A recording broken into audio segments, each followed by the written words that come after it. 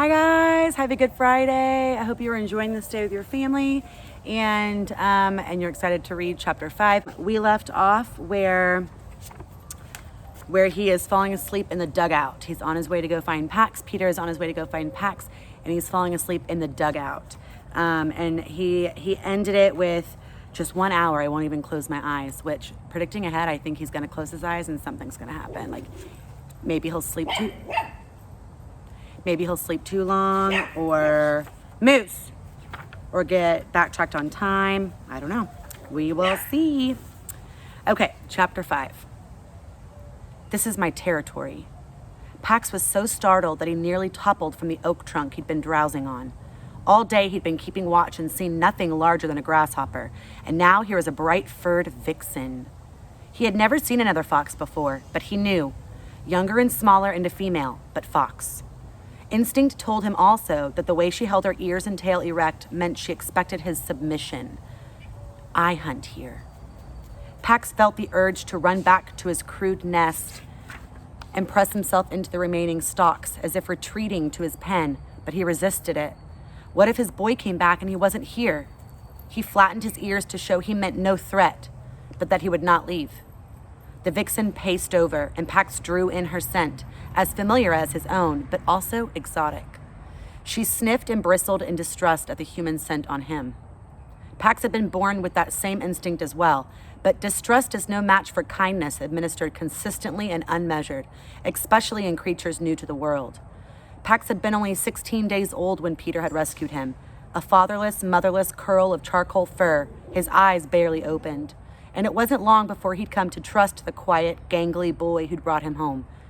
The vixen poked her pointed snout in to sniff him more closely and bristled again. The scent is my boy's. Have you seen him?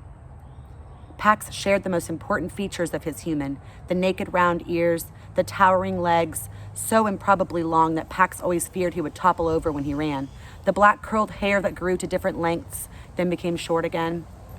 No humans are here, but they are approaching. Just then, Bristle's head rose as if jerked on an unseen wire. Her ears pricked, trained on a slight rustling in a nearby tuft of broom sedge. Her rear began to twitch, gathering energy. She sprang high and then, paused tight over her black nose, dived into the grass with a flash of white-tipped tail. Pax sat up, alert. In a second, Bristle's head reappeared, and in her jaws was a wood rat. She leaped clear of the grass, bit through the rat's neck, then dropped it to the ground. Orphaned before he'd been weaned, Pax had never eaten raw prey. His hunger rose at the blood scent, and so did his curiosity. He took a cautious step closer. Bristle growled, and Pax retreated to watch from a safe distance. He grew hungrier as she crunched bites. He thought of the brimming comfort of his kibble bowl, the pleasure of Peter's hand-fed treats, and the ultimate reward, peanut butter. He needed to find his boy. His boy would feed him. Before he could ask about the approaching humans, Bristle picked up what remained of the rat, a single hind leg with its long tail, and stalked off with its dangling from her jaw. Pax watched as she wove her way between the grass tufts, becoming only flashes of flame and white, leaving. He was swept by the memory of his human's car roaring away in its stinging spray of gravel. Just before she slipped into a fringe of ferns at the wood's edge, she paused to glance at him over her shoulder. At that moment, a sharp snap from the fallen oak startled her.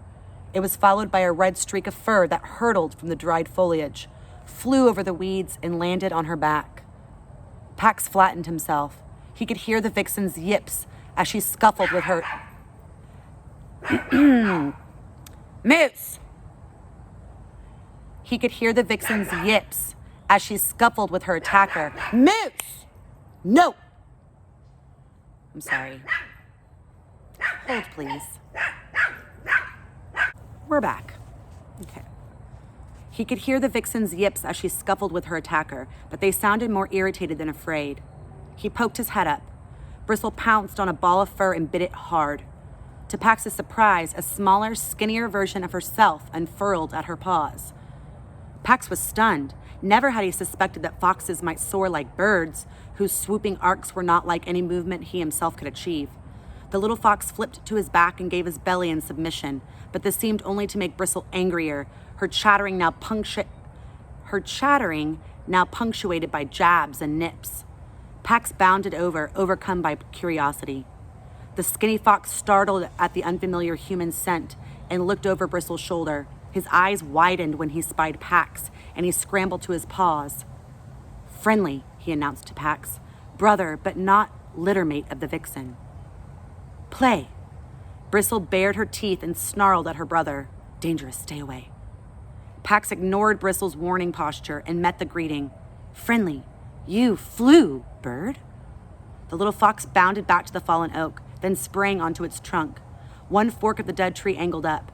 The small fox walked lightly along its length. He looked down to make sure Pax was watching. Pax dropped and tucked his paws under his chest, but it was hard to keep from leaping under the tree to try it himself. He had climbed the walls of his pen, of course, but he'd never been higher than its 6 feet. His brush twitched. The vixen stalked a few steps away and then dropped to the ground. She rolled onto her side to gaze directly up at her brother, her love for him obvious now. "He was the runt. He's small, but he's tough. I don't want him with me when I hunt, but he follows me." She tossed her head and growled at Pax, as though blaming him for her brother's play. The runty little fox stepped out along the branch, tail poised for balance, then coiled himself and leapt out over the heads of the earthbound foxes. He landed in a clump of burdock beside the road and then burst out covered in burrs. He tore around in mad circles as if soaring had filled him with an excess of joy that had to be spent through his legs, and then flung himself onto the ground to roll out the rest. His sister pounced on him, too close to the road. While she pulled the burrs from his coat, she scolded him for the recklessness of his flight. But Pax marveled at it. A good 5 full bounds he'd travel without touching paws to ground. He would try the feat himself one day. When Runt managed to get to his feet, he lowered his head and nuzzled his sister. She knocked him back to the ground, only mock rough this time, and then sat on him, pinning him down. He struggled a little but never really tried to upset her, and he protested only meekly when she began to groom him. Pax settled himself a respectful distance away. After a while, her brother now properly subdued and her irritation spent. Bristle retrieved the morsel of rat and dropped it in front of him. She lay down and began to lick her paws, then to clean her face with them. Pax edged closer, so low that his belly brushed the ground. The company of these 2 foxes drew him, whether he was welcomed or not. Bristle stretched out in a patch of slanting sunlight. Her damp cheeks glistened like the pumpkin-colored wood of the table where Pax's humans ate their food, brilliant against the white of her sleek throat. Pax looked over at Runt, who was sniffing the spot where Pax had slept. His coat markings were identical, but not as vibrant. His fur was sparse and tufty in places, and his hip bones protruded at sharp angles. He reared back suddenly and pounced in mock attack. Pax watched as Runt tossed the toy soldier into the air and then pinned it down, over and over. He had done the same thing as a kid. He trotted over and joined the game, and Runt welcomed him as if they had played together since birth. Bristle got to her feet. "Bring it here." Her brother ignored her for a moment, but then, as if he had been judging the limits of his sister's patience, he lopped it over and dropped the toy at her paws. Bristle issued a throaty rattle at the soldier. "Human, leave it. Home, now," she ordered her brother. Runt leaned into Pax and braced his forelegs. Bristle sprang back to nip at her brother. "He stinks of the humans, remember." Pax was startled by the image she communicated to her brother then. A cold, howling wind, a matted pair of foxes, struggling with something that reminded Pax of his pen, steel, but with jaws and clamps instead of bars. The steel jaws and the snowy ground were smeared with blood. So the sister is like communicating to Pax, like, something really bad happened to us because of humans. I think they were probably humans tried trapping them and might have killed maybe one of their siblings. Bristle tipped her head to assess the sky and sniffed the breeze, which carried the threat of thunderstorms from the south. Home.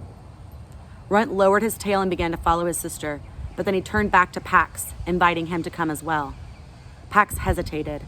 He didn't want to leave the spot as humans would return to, but dark clouds were rolling in, and just then, thunder boomed in the distance.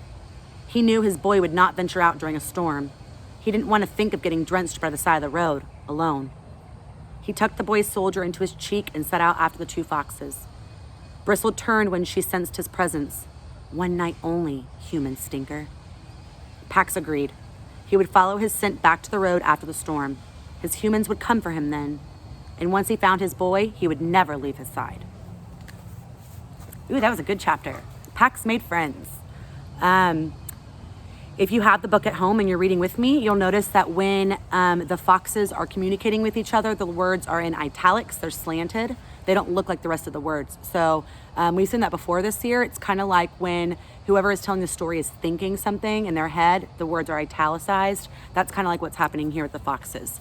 If you are not reading with me, you can notice right here let me see, at the very, very beginning of this chapter, you can see that first line is italicized and slanted. So that's a thought happening inside someone's head. Okay, so in that chapter, it's Peter thinking something. I don't know if it's a good idea that Pax left his spot. I feel like that's kind of setting the story up for something happening because he left that spot. I'm not sure.